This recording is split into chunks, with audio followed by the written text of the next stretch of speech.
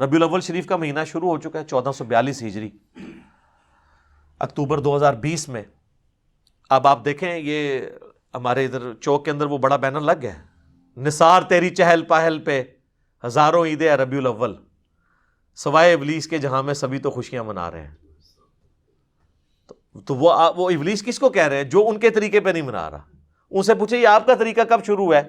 تو وہ اعلیٰ حضرت ہی بتاتے ہیں کہ رسول اللہ کی وفات کے 800 سال بعد نبی علیہ السلام کا تو طریقہ یہ تھا جو صحیح مسلم میں ہے کہ آپ پیر کا روزہ رکھا کرتے تھے۔ پوچھا گیا کیوں رکھتے ہیں؟ فرمایا فیہ ولدت وفیہ انزل علیہ، اس دن میں پیدا ہوا، اس دن مجھ پہ پہلی وحی نازل ہوئی۔ اور یہ پوری دنیا کا راشن اکٹھا کر کے کھا رہے ہوتے ہیں روزے کی بجائے، اور اس کو نام دیا ہوتا ہے انہوں نے عید کا۔ اور پھر جب پوچھے کہتے ہیں عید والے دن تے تمہیں پتہ روزہ نہیں ہوتا، تو اے تسی منو پہ دس دیو، میں تو تمہیں نبی علیہ السلام کا فرمان دسدا پیا ہاں کہ آپ نے اپنی خوشی جڑی ہے، قرآن کی خوشی اور اپنی پیدائش کی خوشی، فیہ ولدت وفیہ انزل علیہ، اس دن میں پیدا ہوا، اس دن مجھ پہ پہلی وحی نازل ہوئی۔ جشن قرآن اور جشن میلاد تو رسول اللہ نے صلی اللہ علیہ وآلہ وسلم روزہ رکھ کے منایا، اور آپ جو ہے وہ راشن کے ذریعے مناتے ہیں، اور وہ بھی لوگوں سے ہتھیا کے۔ ادھر تو آپ کو آئیڈیا نہیں ہے، پنڈی میں آپ چلے جائیں گاڑی کے آگے آپ کے آگے کھڑے ہو جاتے ہیں، جب تک آپ کچھ نہ دیں وہ آپ کی گاڑی کو آگے نہیں جانے دیتے۔ یہ نبی علیہ السلام نے اپنے صحابہ کی یہ تربیت کی تھی کہ اس طریقے سے میلاد منانا ہے۔ اب انہوں نے دین کے طور پہ اڈاپٹ کیا ہوا ہے، اور پھر کہتے ہیں دیکھیں نا جی دو گھر ہیں، ایک کے اندر میلاد ہو رہا ہے کہ نہیں ہو رہا، تو ظاہر ہے کہ جو کر رہا ہے اسی کو خوشی ہے، جو نہیں کر رہا ہے اس کو نہیں خوشی۔ تو سر پھر اس کی ہم نے دعائی ان کو دی ہے نا کہ سر ربیع الاول میں تو یہی کیس ہے، لیکن ربیع الاول سے 2 مہینے پہلے محرم بھی گزرا ہے۔ 2 گھر تھے، ایک گھر کے اندر ماتم ہو رہا تھا اور آہو بکا تھا، نوحہ ہو رہا تھا، دوسرے گھر کے اندر جو ہے وہ ٹی وی بھی چل رہا تھا۔ یہ والا گھر شیعہ کا تھا، یہ بریلویوں کا تھا۔ تو آپ بتاؤ کہ محبت اہل بیت کس میں ہے؟ جس گھر میں نوحہ ہو رہا ہے اور لوگ رو رہے ہیں حضرت حسین علیہ السلام کو یاد کر کے، یا اس گھر میں کہ جہاں پہ نہ کوئی نوحہ ہے، تو کیا کہیں گے کہ جی اس طرح کے طریقے سے تو نہیں محرم منانا ہوتا نا، تو اس طرح کے طریقے پہ میلاد بھی نہیں منانا ہوتا۔ آپ ویسے کنٹرول انوائرمنٹ میں پروگرام کریں، محرم میں بھی کریں، میلاد میں بھی کریں، جلسے کریں، سیرت کے اوپر، سورت کے اوپر، میلاد کے اوپر ہم بھی کرتے ہیں پروگرام، لیکن یہ جو آپ نے باقی ایکٹیویٹیز پھر اس کو دنیاوی برتھ ڈے کے ساتھ ریلیٹ کر کے، اور یہ ساری کی ساری ایکٹیویٹیز اسی طریقے سے 11ویں شروع کی ہوئی ہے، ابھی تو 11ویں کا مہینہ آنا ہے، اگلا مہینہ جو ہے وہ 11ویں کا آ جانا ہے، اس کے بعد پھر مہینہ آ جاتا ہے جناب معراج النبی کا۔ تو یہ پورا سال ہی معاملات چلتے رہتے ہیں، ایکٹیویٹیز رہتی ہیں، پورا سال رہتی ہیں۔ تو ایکٹیویٹیز کے اندر پورے کے پورے دین کو ڈال دینا، اور دین کی اصل سے آپ روگردانی کر لیں۔ آپ یہ شیعہ کی بھی آپ مساجد کے باہر سے گزریں تو آپ کو ہر تیسرے دن کوئی نہ کوئی دیکھ کھڑکتی ہوئی سنائی دے گی، اور باہر اتنی مشکل اردو کے اندر جو ہے وہ ایسے ایسے الفاظ لکھے ہوئے ہوں گے کہ بندہ کہتا ہے یہ پتہ نہیں یار کون سا دین کا ہے، ٹھیک ہے؟ تو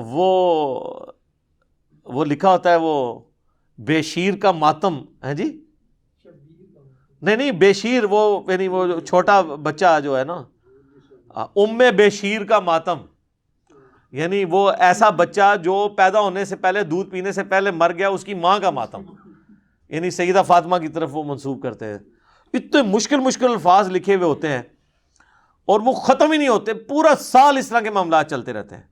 لیکن آپ کہیں کہ نماز پڑھ لیں یا باقی دین کو پریکٹس کر لیں تو نہیں سر، وہ تو بہت مشکل کام ہے، وہ تو آپ چھوڑ دیں۔ تو دین کا بالکل جنازہ نکال کے رکھ دیا ان ایکٹیویٹیز نے۔ ان ایکٹیویٹیز کا دین کے ساتھ کوئی تعلق نہیں ہے، ہم تو صرف آپ کو سمجھا رہے ہیں کہ مرنے سے پہلے اے مسلمان کر لے اس پہ غور، کتابوں کا خدا اور ہے، بابوں کا خدا اور۔ میرا خیال اب آپ کو یقین آ گیا ہوگا کہ واقعی بابوں کا خدا کوئی اور ہی ہے، اگرچہ وہ اسی خدا کو مانتے ہیں لیکن ان کوالٹیز کے ساتھ نہیں۔ کہنے کو تو دین سب کا اسلام ہے، لیکن کتابوں کا جہاں اور ہے، بابوں کا جہاں اور۔ یہ کتابوں کا جو جہاں ہے نا جی، یہ وہ ہے جو آسمان سے دین نازل ہوا ہے، اور بابوں کا جو جہاں ہے وہ ادھر سے ہی خود ہی انہوں نے اپنا جہاں بنایا ہوا ہے، اس لیے وہ وکرا جہاں ہے، ٹھیک ہے نا جی۔ تو اس کا ایک اپنا ہی جہاں ہوتا ہے، وہ کہتے ہیں اس کا اپنا ایک جہاں ہوتا ہے اور وکرا جہاں ہوتا ہے۔ تو سر آپ دیکھ لیں پھر وکرا جہاں کا کیا رزلٹ نکل رہا ہے، ٹھیک ہو گیا جی۔ یہ ساری باتیں آپ اللہ اور اس کے رسول کو جا کے بتائیں کہ جنہوں نے ان چیزوں کو مشروع نہیں فرمایا، ورنہ تو ہم کہیں گے کہ بخاری اور مسلم میں حدیث ہے کہ اذان کی آواز سن کے شیطان جو ہے بھاگ جاتا ہے.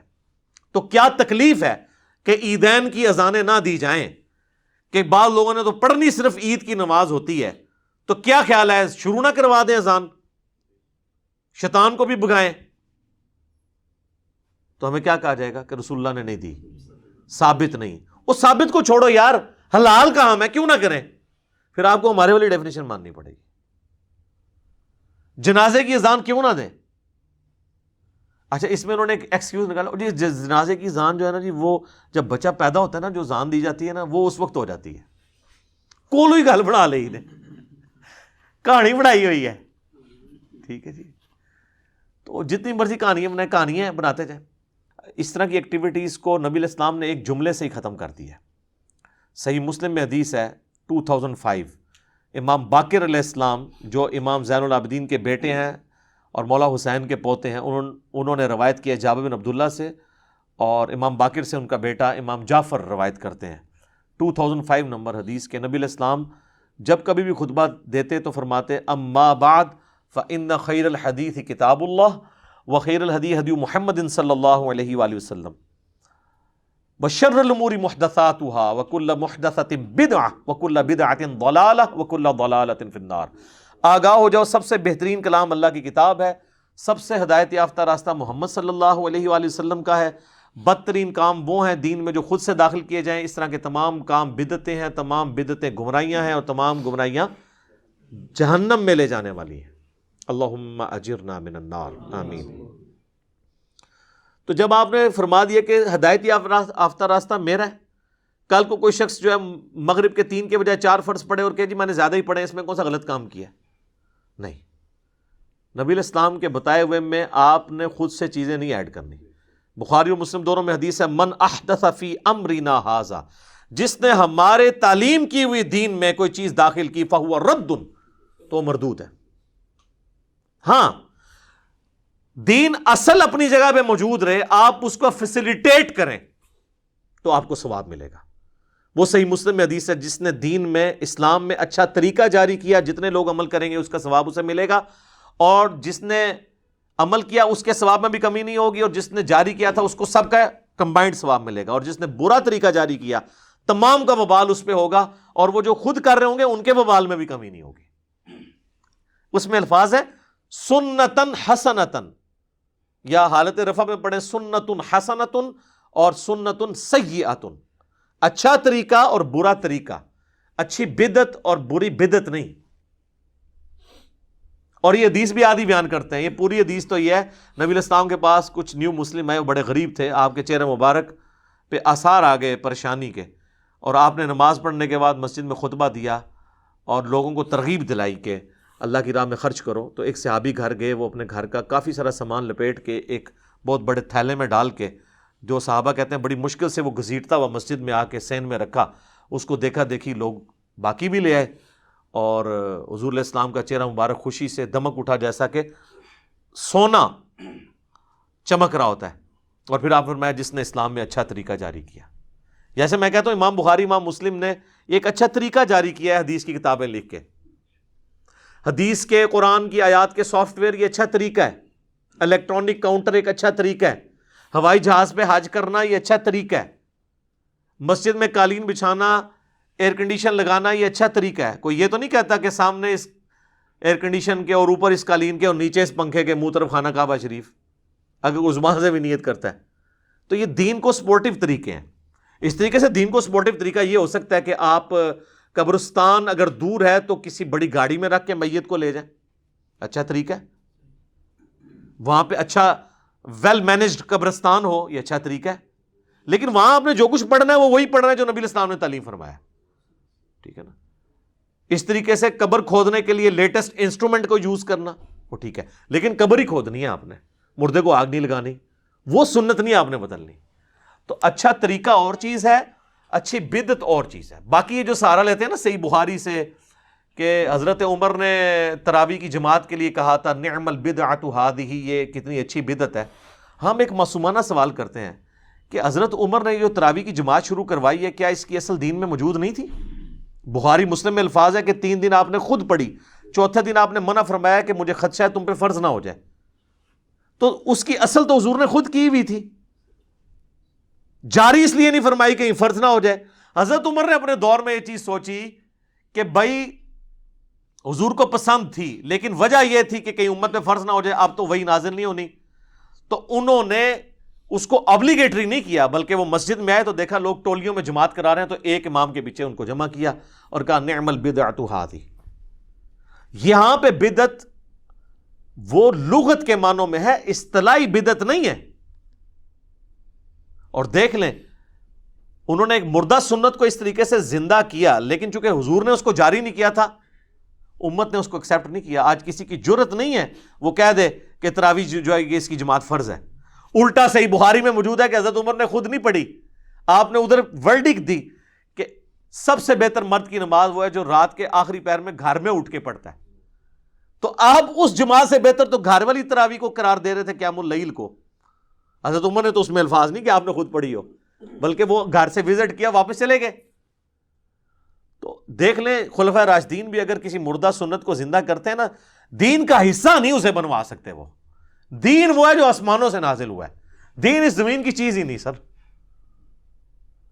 زمین پہ سپورٹ اس کو ضرور دی جا سکتی ہے، دین بنایا نہیں جا سکتا. حتیٰ کہ وقت کا پیغمبر بھی دین کا موجد نہیں ہوتا، اس کو وحی کے ذریعے بتایا جاتا ہے، یا اگر کہیں پہ وہ اجتہاد کرتا ہے تو وحی کے ذریعے اسے انڈورس کر دیا جاتا ہے. بعد میں تو کوئی شخص جناب یہ دعویٰ ہی نہیں کر سکتا کہ اب میں جو کچھ جاری کر رہا ہوں تو وہ دین کا حصہ بن جائے گا. بہرحال یہ بدعت ایک ڈیفیکلٹ ٹاپک ہے، اس میں اہل حدیث بھی بہت ایکسٹریم پہ چلے گئے ہیں اور اس کی وجہ سے ان کو پھر بھگتنا پڑ رہا ہے. تو میں نے 5 گھنٹے کی گفتگو بدعت کے اوپر ریکارڈ کرائی ہے، اگر کسی کو شوق ہے تو. آج میرا ٹاپک نہیں ہے. مسئلہ نمبر 75A اور 75B دونوں ملا کے 5 گھنٹے کی ڈسکشن ہے بدعت کے اوپر. ایک ایک باریکی نٹی گریٹیز تک میں نے اس کے اندر ڈسکس کی ہیں. تو ظاہر ہے کہ اب ہر نشست اس چیز کی متحمل نہیں ہوتی کہ ہم ڈیٹیل کے ساتھ چیزوں کو اس طرح ایڈریس کریں، لیکن چونکہ چیزیں گندی ہوئی ہوتی ہیں بعض اوقات ایک ٹاپک کے ساتھ دوسرا ٹاپک، اس لیے تھوڑا بہت مجھے اشارہ دینا ضروری ہو جاتا ہے. بہرحال آج کی پوری گفتگو کا لب لباب یہ ہے کہ جو شخص مر جائے، مرنے کے بعد آپ نے اس کے لیے نماز جنازہ پڑھنی ہے، یہ اس کے لیے نفع ہے اصالہ ثواب کی فارم میں. اس کے بعد اس کی قبر پہ جا کے دعا کرنی ہے. اس کے بعد جب کبھی بھی قبرستان جانا ہے آپ نے دعا کرنی ہے. اس کے علاوہ آپ گھر بیٹھے ہوئے بھی نماز پڑھتے ہوئے بھی تشہد میں اس کے لیے دعا کرنی ہے آپ نے، یہ دعا ہے. اور یا پھر دوسرا نفع ہے کہ آپ اس کو صدقہ اور خیرات کر کے اللہ کی راہ میں خرچ کر کے اس تک نفع پہنچا سکتے ہیں. یہ 2 ذریعے ہیں جو آپ کی طرف سے اس تک پہنچ سکتے ہیں. باقی یہ قرآن پڑھ کے بخشنا اور اس طریقے سے پہنچانا، اس کی کوئی اصل موجود نہیں ہے.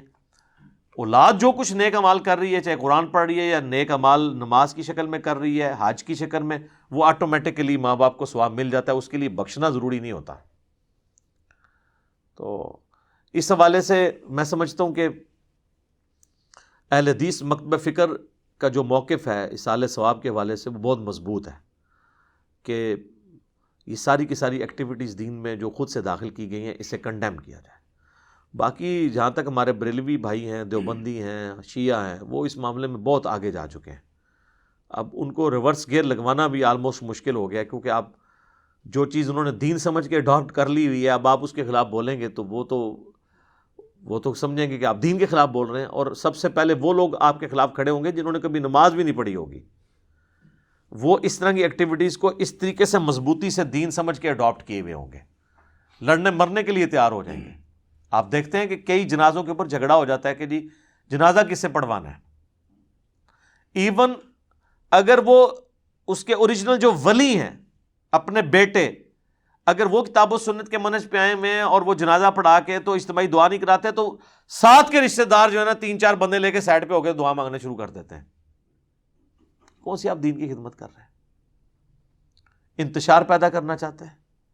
ایک آپ نے چیز دین کے اندر خود سے داخل کی ہے، آپ کو کوئی سمجھاتا ہے تو آپ کہتے ہیں جناب یہ دعا کے منکر ہو گئے. اور ان کو پھر پھکی اسی طریقے سے دیا کریں. ہم جب درود شریف کی بات کرتے ہیں، یار اذان کے بعد درود شریف پڑھو، صحیح مسلم کی حدیث ہے جو اذان کا جواب دے درود شریف پڑھے اور الوسیلہ والی دعا مانگے میری شفاعت اس کے لیے حلال ہو جائے گی. تو آپ ضرور پڑھیں اذان کے بعد. اور سپیکر میں پڑھنا ضروری نہیں ہے، اور جب بجلی گئی ہوتی ہے تو پھر پڑھتا بھی کوئی نہیں، کیونکہ کسی کو سنانے کے لیے پڑھ رہے ہوتے ہیں۔ تو ہم یہ کہتے ہیں کہ وہ کہتے ہیں نہیں پہلے پڑھ لیا بعد میں پڑھ لیا، کیا فرق ہے؟ کوئی درود شریف کا کوئی ٹائم تو نہیں ہے نا جی۔ تو سر ٹائم نہیں ہے تو ٹھیک ہے، آپ ٹوائلٹ میں جاتے وقت بھی پڑھا کریں، دعائیں چھوڑ دیں آپ، پھر جو چیز جس وقت بتائی گئی ہے اسی وقت آپ نے پڑھنی ہے نا۔ بخاری و مسلم دونوں میں حدیث ہے، ایک صحابی کو نبی علیہ السلام نے دعا سکھائی وضو کے بعد، اس میں الفاظ تھے بِنَبِيِّكَ الَّذِي أَرْسَلْتَ، میں ایمان لایا اس پر جو تیرے نبی کے ساتھ نازل ہوا۔ اس نے جب دعا ریپیٹ کی نا تو پڑھ دیا بِرَسُولِكَ الَّذِي أَرْسَلْتَ، میں ایمان لایا اس پر جو تیرے رسول کے ساتھ نازل ہوا۔ بہتر الفاظ ہیں، نبی تو تمام انبیاء ہیں، رسول تو صرف 315 ہیں 1,24,000 میں سے کم و بیش۔ تو نبی علیہ السلام فرمایا تم نے میرے الفاظ کیوں چینج کیے، تم وہی پڑھو جو میں نے سکھایا ہے۔ اس نے نہیں آگے سے آرگومنٹ کیا کہ یا رسول اللہ یہ تو بہتر الفاظ ہیں، ان کو پتا تھا کہ نبی علیہ السلام کے الفاظ نہیں چینج کرنے۔ جامعہ ترمذی میں حدیث ہے، ایک شخص کو چھینک آئی، اس نے کہا الحمدللہ والسلام علی رسول اللہ، تو عبداللہ بن عمر نے کہا میں بھی قائل ہوں الحمدللہ والسلام علی رسول اللہ کہنے کا، لیکن اس موقع پہ نہیں، ویسے تم پڑھو رسول اللہ پر سلام، چھینک پر نبی علیہ السلام نے ہمیں صرف سکھایا الحمدللہ یا الحمدللہ علی کل حال، یہ ساتھ درود شریف نہ جوڑو۔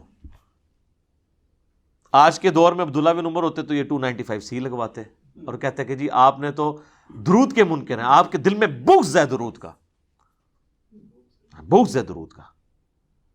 چونکہ ان کو جب تک آپ انہی کی مثالیں نہیں دیں گے نا، ان کو باتیں سمجھ نہیں آئیں گی کہ جو اصول اور مبادی انہوں نے خود کھڑے کیے ہوئے نا وہی ان کے خلاف جاتے ہیں۔ اللہ تعالیٰ سے دعا ہے جو حق بات میں نے کہی اللہ تعالیٰ ہمارے دلوں میں راسخ فرمائے، اگر جذبات میں میرے منہ سے غلط بات نکل گئی اللہ تعالیٰ ہمارے دلوں سے محو کر دے اور ہمیں معاف بھی فرما دے، ہمیں کتاب و سنت کی تعلیمات پر عمل کر کے دوسرے بھائیوں تک پہنچانے کی توفیق عطا فرمائے۔ سبحانک اللہم وبحمدک اشہد ان لا الہ الا انت استغفرک واتوب الیک وما علینا الا البلاغ المبین۔ جزاکم اللہ خیرا۔